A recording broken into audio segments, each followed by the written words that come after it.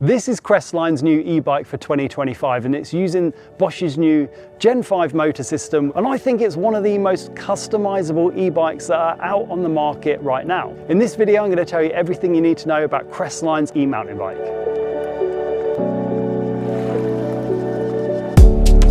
Crestline bikes are a relatively new e-bike company that are based out of Bellingham, USA. This is their second version of this bike, and it's now got the latest Bosch motor and their higher energy density batteries. They have two different bike builds. There's a shorter travel 160 bike and a more enduro focused 180 travel bike. The bikes are full carbon and they have a VPP suspension design. Everything is clean and pretty minimalist, and considering that there's the possibility of 3 different battery options, all of which are removable, plus a range extender, is pretty neat. The bikes can be built up to be just under 22 kilos for the lower travel e-bike, whilst the full enduro 180 builds are around 1 kilo heavier. I've been riding the more enduro focused S180.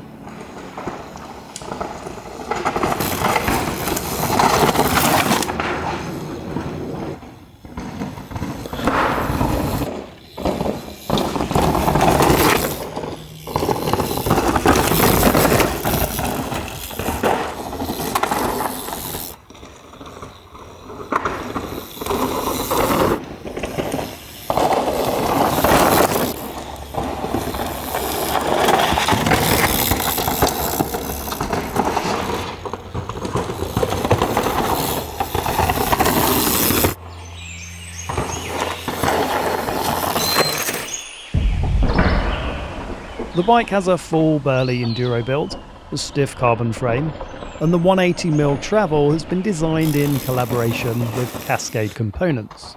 I'd describe it as feeling pretty tight and supportive, despite it being a longer travel e-bike. There's enough travel for the biggest of hits and the steepest, most technical descents. The bikes are quite unique. You don't see many out on the trails, and I'd describe Crestline as a more boutique bike company, producing smaller batches.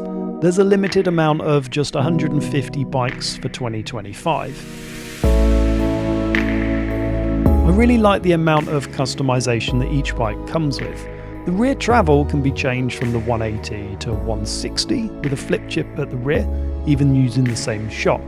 So even if you originally purchased the longer travel bike, it can be adapted to the shorter travel version. And even though there are only 3 frame sizes, each frame can be adjusted in reach by 10mm via the Works Components Reach Adjust headset.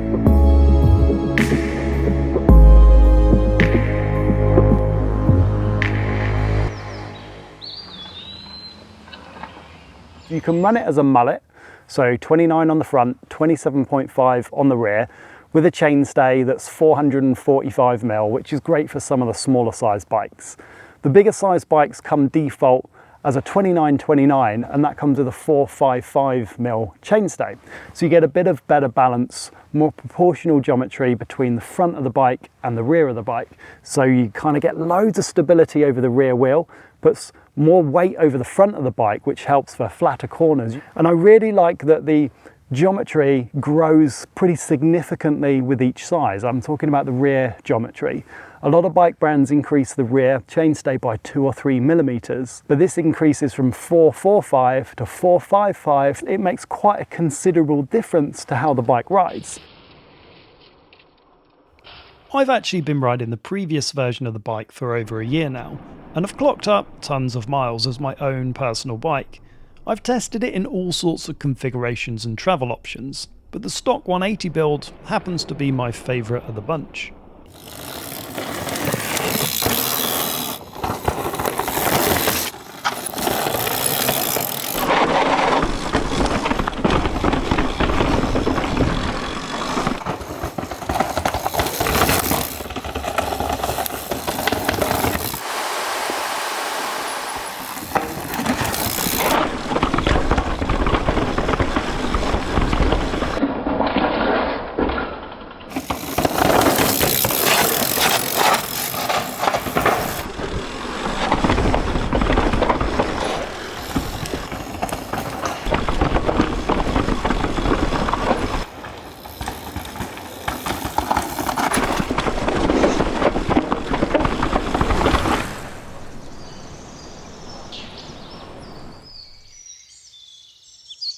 One of the cool things about the frame is that it can house all three of Bosch's power tube batteries. So we've got a 2 kilo 400 watt hour, a 3 kilo 600 watt hour, or a 3.9 kilo 800 watt hour.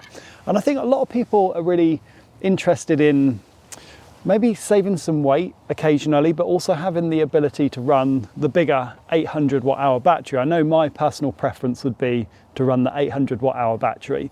This is actually half a kilo lighter than the previous gen 750 battery. Now these batteries are fully removable. They're not quite as quick as some where you just use a single bolt to remove, but they can be removed if you need to travel with it or charge indoors. And they use these pretty interesting and well-designed plates that attach to the end of the battery, and then they just screw in. There's 2 bolts on the down tube, and that's it. They fix in like that, and then the battery connector is just on the bottom. And then the battery will slide straight in with the motor still in place.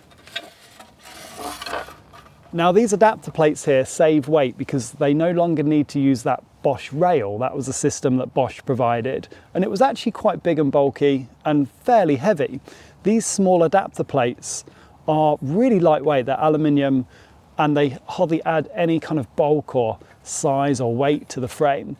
So I really like this design. It's kind of modular, and because it's bolted down, there's no rattles or kind of cables that are slapping around or battery movement at all. It's really well secured in the frame with the mounting system. So the 800 and 600 batteries are actually the same length. It's just the 800 has a kind of fatter profile. It's a bit wider. If you run a 400, I don't think a lot of people would run a 400, but it's good that it's an option.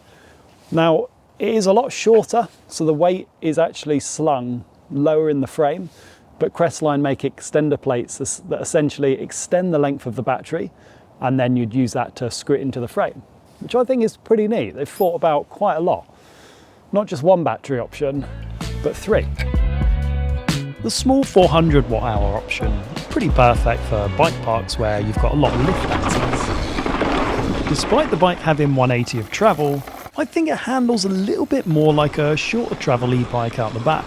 It's not the most sensitive feeling rear end, but it doesn't feel wallowy or docile. It allows you to pump and generate speed well. It's pretty supportive in the mid to end stroke too.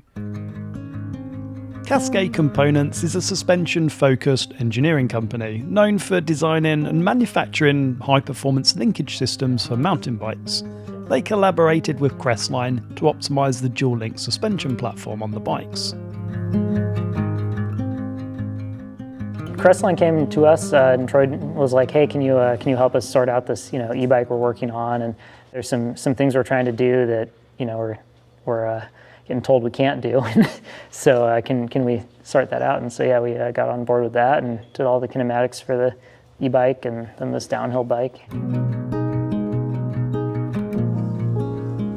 Particular color so that you can hold on. Anodized, yeah. They're anodized straight. When you're working with suspension design, there's loads of different designs out on the market. Is there a preferred thing that you like working with? Yeah, I'm always a fan of EPP just because it is very, very tunable. Small dimensional differences can get you pretty big differences in kinematics. So that's nice to work with because you have a pretty wide range of possibilities. So difficult. Yeah.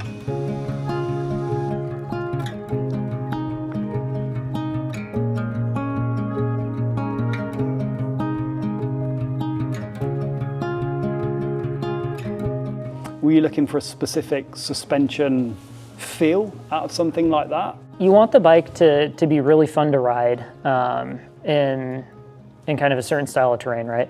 I would say that like the Crestline e-bike is really catered towards riding pretty gnarly stuff. So it has a fair bit of travel. The suspension is designed so that it has a bit of ramp up and can stay super supple off the top and all that. So yeah, I would say that was really the driver for that bike was like how can we make this thing almost as capable as a downhill bike? And like you see Troyden, ripping his around the Whistler bike park.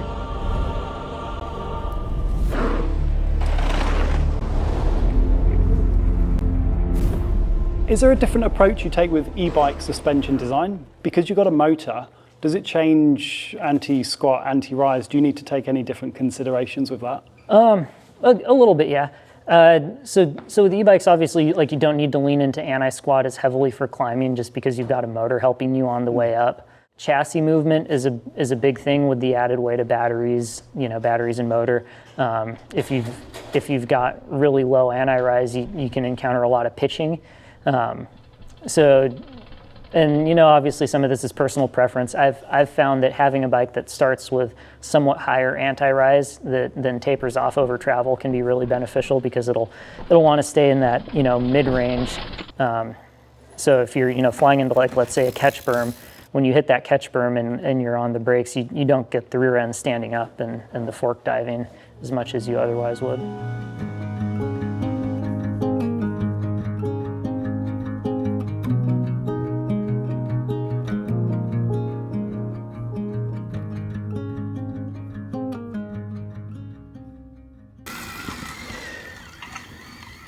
The new Bosch Gen 5 is a punchy and powerful drive unit. It's no longer the most powerful on the market, but it seems to balance a decent blend between the power delivery, the feel, and battery longevity.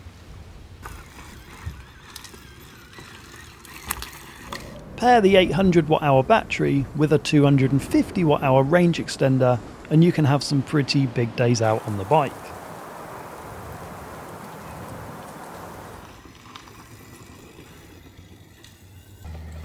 The new motor is smooth and it feels very refined. Although the performance at the moment is the same as the outgoing motor, it has been completely redesigned inside. It's using 2-bolt pattern instead of 3 on either side, and it's 100 grams lighter.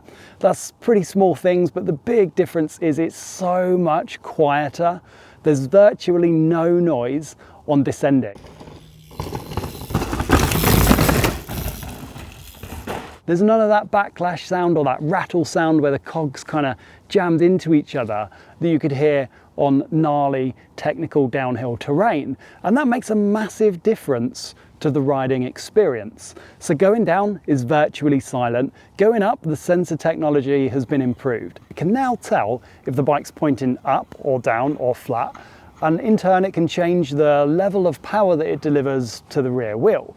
I've noticed when I'm climbing, compared to the previous generation, it's much less inclined to slip out and skid the rear wheel, because when you're going up and you're in turbo and you're putting tons of power through the pedals and the motor's giving you 600 watts of power, that can lead to loss of grip.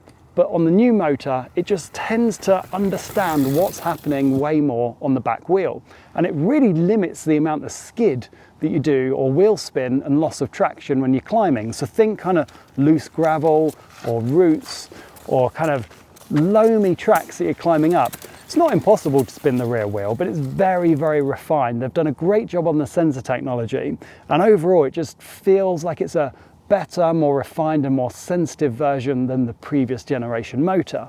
But I've got to say it again, the biggest difference I've noticed is just how quiet the bike is going downhill. And on a long travel bike where that suspension is kind of smashing through 180, smashing through rocks and big kind of terrain, that lack of noise makes a significant difference to your riding experience. I really do like this bike a lot, although it's not completely perfect. I do find dropper insertion slightly limited because of the VPP suspension design. It's definitely not a deal breaker, and the price is never going to be able to compete with the big brand, direct-to-consumer, big volume sellers.